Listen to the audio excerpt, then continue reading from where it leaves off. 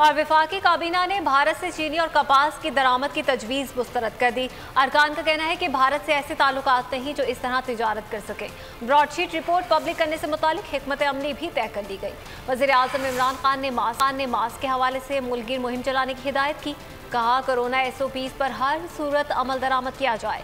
मुल्क मुकम्मल लॉकडाउन का मुतहम्मिल नहीं हो सकता।